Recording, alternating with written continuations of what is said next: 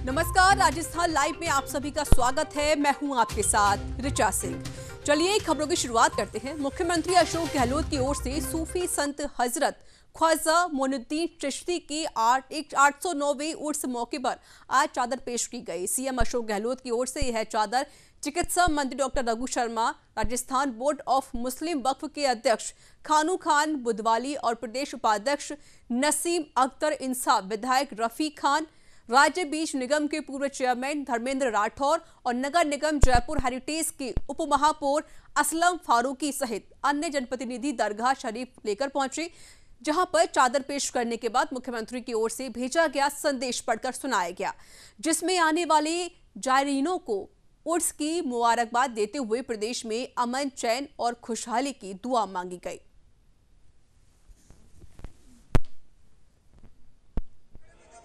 हर साल की तरह इस साल भी गरीब नवाज के दरबार में चादर का नजराना पेश किया है और नजराना पेश करने के साथ साथ दरबार गरीब नवाज में दुआ करी है कि इस पूरे देश में भाईचारा हमेशा कायम रहे। जिस तरह का ये दरबार है, यहाँ सभी धर्मों के मानने वाले लोग, हिंदू, मुस्लिम, सिख, ईसाई, सभी धर्मों के अनुयायी यहाँ पर आते हैं, पुष्कर भी जाते हैं।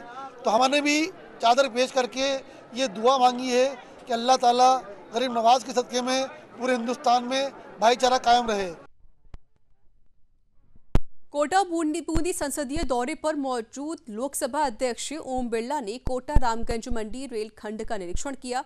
इस दौरान बिरला ने पहले कोटा रेलवे स्टेशन पहुंचकर रेलवे के अधिकारियों से यात्री सुविधाओं के बारे में पूरी जानकारी ली और जिसके बाद स्पेशल ट्रेन से बिरला रामगंज मंडी के लिए रवाना हो गए। मीडिया से बातचीत करने पर लोकसभा अध्यक्ष ओम बिरला ने कहा कि कोटा रेल मंडल में यात्रियों को कोई असुविधा ना हो, इसके लिए व्यापक इंतजाम होने चाहिए। साथ ही बिरला ने डेली अप डाउन करने वाले यात्रियों को सुविधा देने के लिए 4 मेमो ट्रेन चलाने की घोषणा भी की। ये ट्रेनें अप्रैल मई के बीच शुरू हो जाएंगी। इस ट्रेन को कोटा सवाई माधोपुर, कोटा बारक, कोटा नागदा रेलखंड के बीच चलाया जाएगा।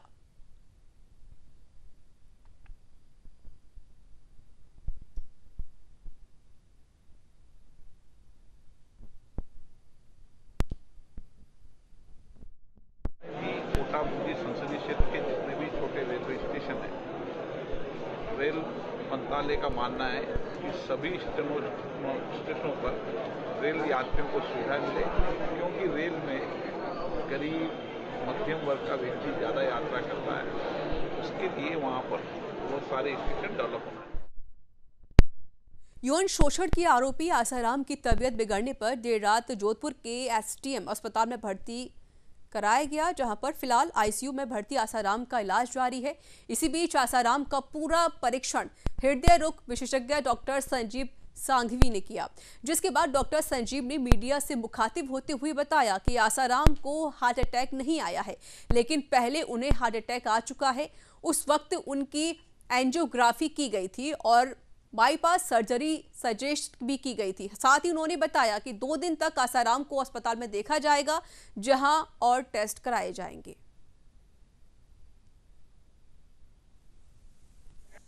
जो था साथ में पसीना वगैरह आया था, तो इसलिए यहाँ पे इमरजेंसी में लेकर आए थे। तो इनको यहाँ से एडमिट किया था हमारे सीसीयू में। हालांकि अभी पेन है पर कम है। ईसीजी में कोई विशेष खराबी नहीं है, पर ये बता रहे हैं कि पहले इनकी एंजियोग्राफी हुई थी और तीनों में ब्लॉकेज बताया था और बाईपास के लिए सजेस्ट किया था।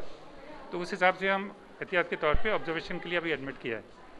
पहले की रिपोर्ट अभी अवेलेबल नहीं है, अगर वो मिल जाती है हमको तो उसको डिटेल देख के हम बताएंगे आगे क्या करना है। जयपुर के 22 गोदाम सर्किल पर अखिल राजस्थान ईसीजी टेक्नीशियन रोजगार संघ की ओर से धरना प्रदर्शन किया गया। इस दौरान भारी संख्या में पैरामेडिकल अभ्यर्थियों ने सरकार के खिलाफ नारेबाजी की। बता दें कि कोरोना काल के दौरान ईसीजी टेक्नीशियन के पदों पर सीधी भर्ती चिकित्सा विभाग की ओर से की गई, जिसमें 7 महीने बीत जाने के बाद भी भर्ती फिलहाल ठंडे बस्ते में जाती हुई दिखाई दे रही है। इसी को लेकर प्रदेश भर के युवा विरोध प्रदर्शन कर रहे हैं। उन्होंने सरकार से जल्द ही भर्तियों को पूरा करने की मांग की है और सरकार जल्द से जल्द पदों पर ज्वाइनिंग दे, ताकि वह अपने परिवार का पालन पोषण कर सकें।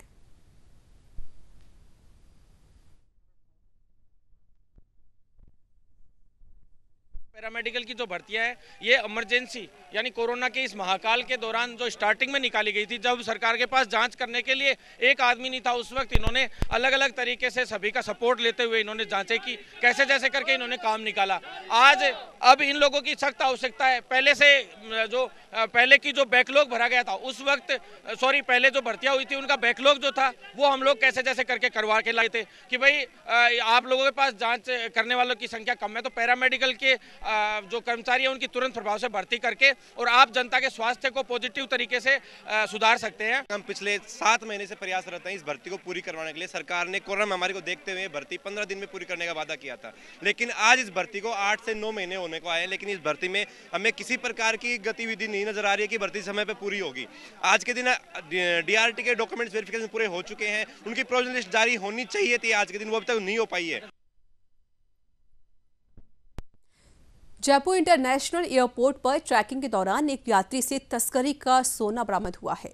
आरोपी शारजाह से आई फ्लाइट में आया हुआ था। तो वहीं पर कस्टम कमिश्नर सुभाष अग्रवाल ने बताया कि आज सुबह शारजाह से आई फ्लाइट G9435 के यात्रियों की चेकिंग हुई। इस दौरान एक यात्री के पास विदेशी मार्क के 200 ग्राम वजन के 2 सोने के बिस्किट बरामद हुए हैं और वहीं सोने की कीमत करीब 10 लाख रुपए बताई जा रही है।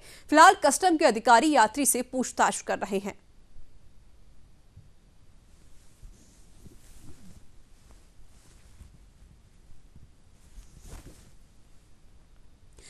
मोहनगढ़ में नहरी क्षेत्र के किसान पिछले 13 दिनों से नहर में पानी की प्राप्त मांग को लेकर 0 RD पर धरना प्रदर्शन कर रहे हैं। तो वहीं पर अब इन किसानों द्वारा भूख हड़ताल शुरू कर दी गई है और किसानों का कहना है कि उनकी फसलों को अब आगामी 2 से 3 दिनों में पानी की आवश्यकता है, लेकिन पिछले 1 महीने से नहरों में पानी स्तर कम होने के बावजूद उन्हें सिर्फ आश्वासन ही मिलता है।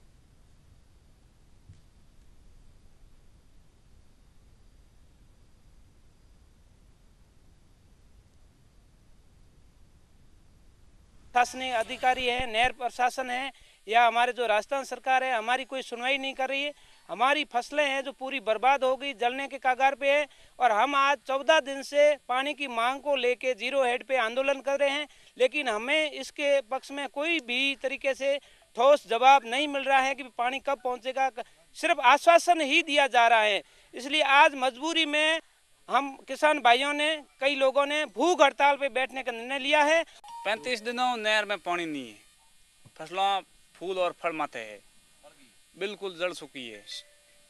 भाई घरे बैठा क्या करो, 15 दिनों कोई सरकार को प्रतिनिधि आश्वासन दे पर पानी आवे को नहीं, पानी बिना क्या करो। आज 10 दिन हो गया कि 2 दिनों में आवे, 3 दिनों में आवे, 5 दिनों में आवे, झूठा झांसा दे। कूड़ को तो कोई हंदो है कौन भाई, कूड़ बोलने कोई हंदो को नहीं। मैं तो बैठा हूँ कि विश्वास है कि भाई 2 दिनों आवे, 4 दिनों आवे, जड़ तक 0 हेड माथे मारे इन नहर को पानी पूरा नहीं हुई, जड़ तक धरनो जारी रही। हमारा इंदिरा गांधी नहर का पानी आज 37 दिन से पानी नहीं मिल रहा है। बाकी इस नहर के विभाग हमारे को आश्वासन दे रहे हैं कि हमारे आप 2 दिनों से पानी आ जाएगा, परसों पानी आ जाएगा। ये परसों नहीं तो पूरा होगा और नहीं हमारे को पानी मिलेगा। इसीलिए हम आज अनशन पर बैठ रहे हैं, भूख हड़ताल पर बैठ रहे हैं। जब तक हमारा हक का पानी नहीं देगा तो हम भूख हड़ताल पर बैठ रहे हैं, जल भी त्याग सकते हैं। इससे ऐसी कोई बड़ी बात नहीं है। सरकार का उम्मीदवार कोई हमारी की सुनाई नहीं करेगा, कोई बात को हम एक पौधे वास्ते भी हम हमारा प्राण त्याग देते हैं। तो ये तो क्या है, कितनी पब्लिक है। 21 साल पहले दिए गए वचन की पूर्ति के लिए महाराष्ट्र के उमरी तालुका से श्रद्धालु भक्तों ने रामदेवरा पहुंचकर वैवाहिक आयोजन संपन्न करवाया। दरअसल 21 साल पहले बाबा की समाधि के दर्शन करने आए शंकर मुक्कावार ने वचन दिया था कि जब भी उनका बड़ा पुत्र बालिग होगा उसकी शादी रामदेवरा धाम से ही करेंगे, जिसको लेकर वर और वधू पक्ष के परिवारजनों ने बसंत पंचमी के शुभ अवसर पर रामदेवरा धाम में शादी समारोह संपन्न कराया, जहां परिवारजनों ने वर वधू के दाम्पत्य जीवन के लिए खुशहाली की कामना की। इस दौरान वैवाहिक दाम्पत्य जीवन में प्रवेश करने वाले नव दंपत्ति काफी उत्साहित और उल्लास से भरे हुए नजर आए।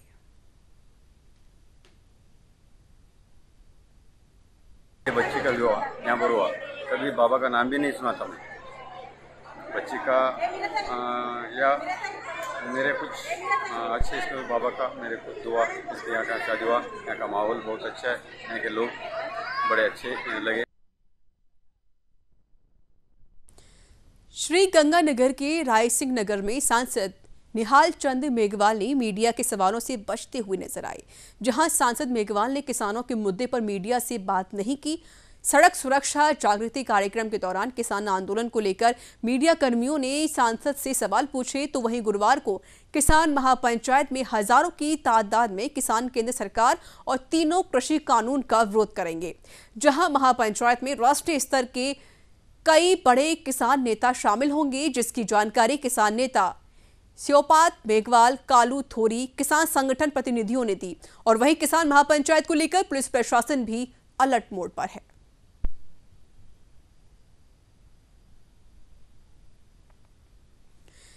नागौर में बाल विकास विभाग की ओर से बाल आयोग आपके द्वार कार्यक्रम का शुभारंभ किया गया। ये कार्यक्रम बढ़ते बाल अपराध और बाल विवाह जैसी कुप्रथाओं पर बच्चों को जागरूक करने के लिए किया गया। बालक बालिकाओं के खिलाफ अपराध बढ़ रहे हैं, तो वहीं पर समाज में बालक बालिकाओं को इससे कानून की जानकारी को लेकर सजगता की कमी भी देखी गई। इसी समस्या के निदान के लिए राज्य बाल संरक्षण आयोग ये कार्यक्रम कर रहा है।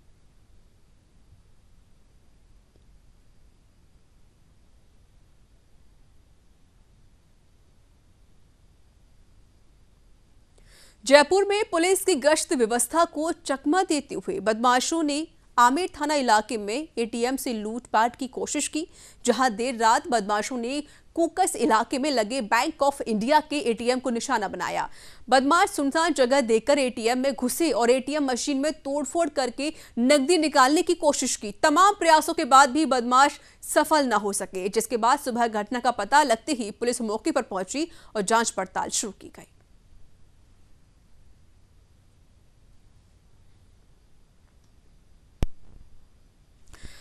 झुंझुनू के मंडावा में गाड़ी पलटने से एक शख्स की मौत हो गई। बताया जा रहा है कि गांव कुहाड़ू के पास तेज और अनियंत्रित पिकअप गाड़ी के पलट गई, जिसमें 3 कश्मीरी युवक सवार थे।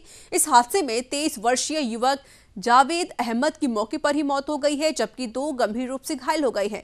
मृतक शादीशुदा है और उसके 2 बच्चे भी हैं। और वहीं इस हादसे की सूचना पर मंडावा चेयरमैन नरेश सोनी ने सहयोग करते हुए परिजनों को 10,000 की आर्थिक मदद की, तो वहीं उपाध्यक्ष नवाब खत्री ने भी अस्पताल पहुंचकर मंडावा से जम्मू कश्मीर गाड़ी भेजकर उनकी मदद की।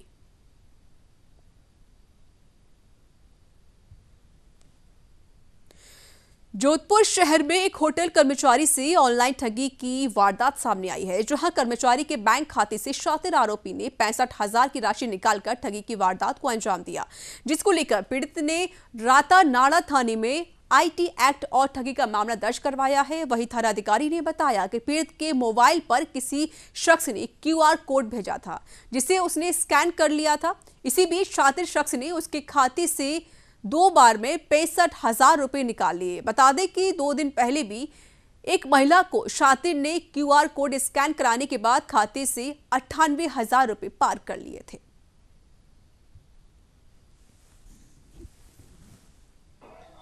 एक परिवारवादी ने उपस्थित होकर बताया कि मेरे मोबाइल पे एक कॉल आया और उसने मुझे बताया कि आपके यहाँ क्यूआर कोड आया हुआ है, उसको स्कैन करके बताओ आपके खाते में पैसे आएंगे। उसने जैसे उस लिंक पे क्यूआर कोड पे क्लिक किया तो उसके खाते से लगभग 75,000 रुपए डेबिट हो गए। राजस्थान में चलाए जा रहे राष्ट्रीय सड़क सुरक्षा माह का समापन हो गया है। समापन कार्यक्रम में परिवहन मंत्री प्रताप सिंह खाचरियावास और परिवहन राज्य मंत्री अशोक चांदना के साथ ही परिवहन और पुलिस महकमे के आला अधिकारी मौजूद रहे। कार्यक्रम में परिवहन मंत्री प्रताप सिंह खाचरियावास ने कहा कि दुर्घटनाओं को रोकने आम नागरिकों को यातायात नियमों की जानकारी देकर जागृत करने के लिए सड़क सुरक्षा माह की शुरुआत हुई थी। उन्होंने कहा कि राजस्थान रोडवेज को भी सड़क दुर्घटनाओं में कमी लाने के लिए देश में पहला स्थान मिला है।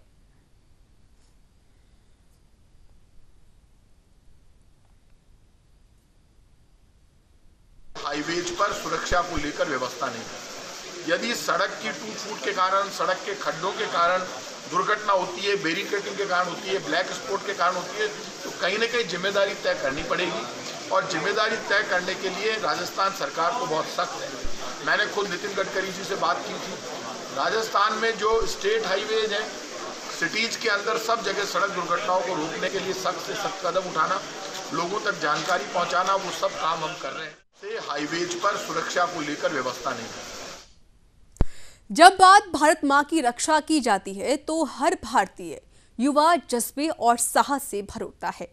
देश की सेवा का जुनून ऐसा कि सीमा पर तैनात जवान खुशी खुशी दुश्मनों से लोहा मोल लेकर जान की बाजी भी लगा देते हैं। लेकिन इन सबसे पहले सेना भर्ती के लिए युवाओं को प्रशिक्षण की जरूरत होती है। यूं तो सैकड़ों डिफेंस एकेडमी मौजूद हैं जो युवाओं को सेना भर्ती का प्रशिक्षण तो देती हैं, मगर उनसे भारी भरकम शुल्क भी वसूला जाता है। लेकिन डीडवाना के समीप बिढ़ासरी गांव के एक पूर्व सैनिक युवाओं को निःशुल्क प्रशिक्षण दे रहे हैं। ये रिपोर्ट देखिए।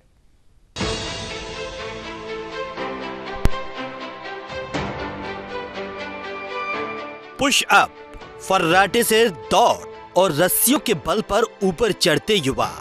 ये नजारा सेना के किसी ट्रेनिंग कैंप का नहीं है, न ही किसी डिफेंस एकेडमी का, बल्कि ये दृश्य है नागौर जिले के डीडवाना कस्बे के पास भिड़सारी गांव के मैदान का। यहाँ सैकड़ों युवा सेना में शामिल होने के लिए रोजाना 5 घंटे कठिन परिश्रम करते नजर आते हैं।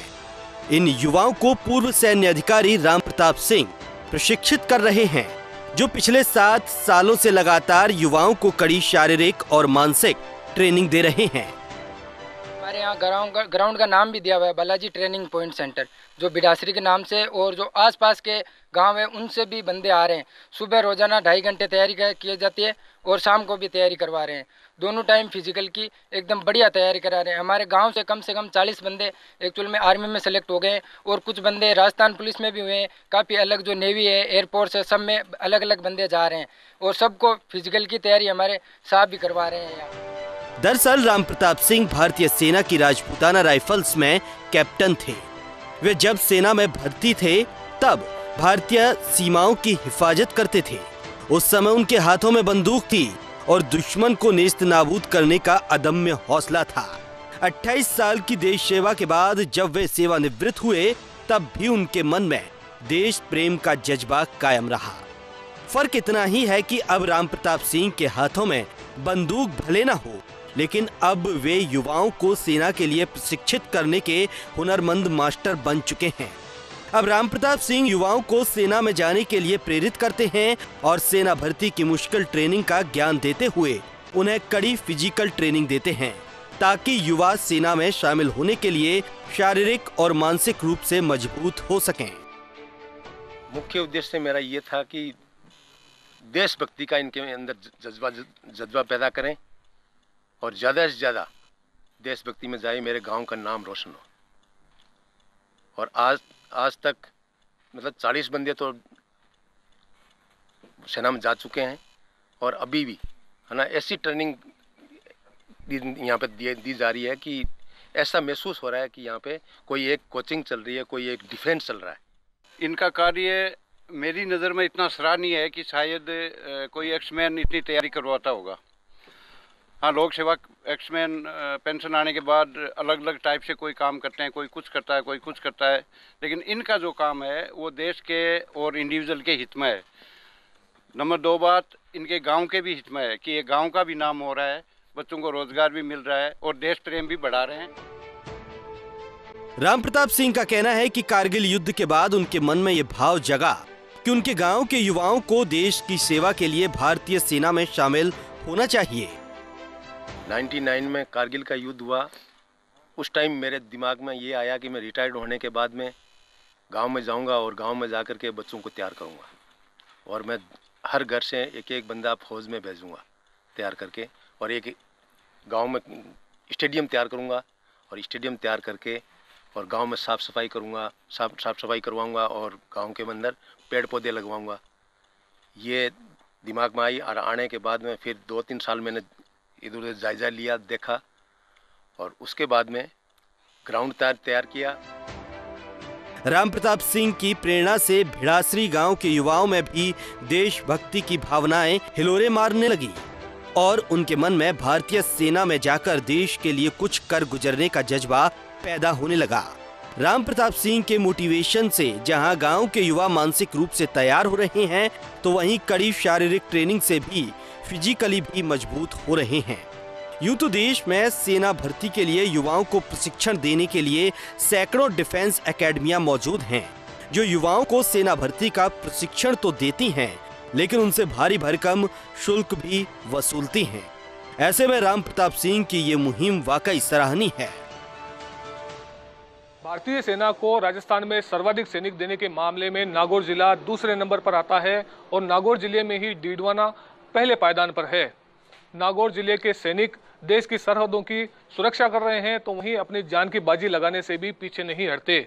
बात चाहे चीन के साथ लड़ाई की हो या पाकिस्तान के साथ युद्ध की या फिर करगिल जैसे ऑपरेशन की, नागौर जिले के सैनिक हर चुनौती का बखूबी सामना करते हैं। आज भी नागौर जिले के युवाओं में भारतीय सेना में जाने का जज्बा लगातार कायम है और इसका ताज़ा उदाहरण बिडासरी गांव का है, जहां के युवा भारतीय सेना में जाने के लिए लगातार लालायित हैं। ऐसे में अन्य क्षेत्रों के युवाओं को भी चाहिए कि वे इन युवाओं से प्रेरणा ले और भारतीय सेना में जाकर अपनी देशभक्ति का जज्बा ऐसे ही लगातार कायम रखे। सहयोगी गुलाम नबी आजाद के साथ जहीर अब्बास उस्मानी, न्यूज़ इंडिया, डीडवाना। तो इसी के साथ इस बुलेटिन में इतना ही। देश दुनिया की तमाम खबरों के लिए देखते रहिए न्यूज़ इंडिया।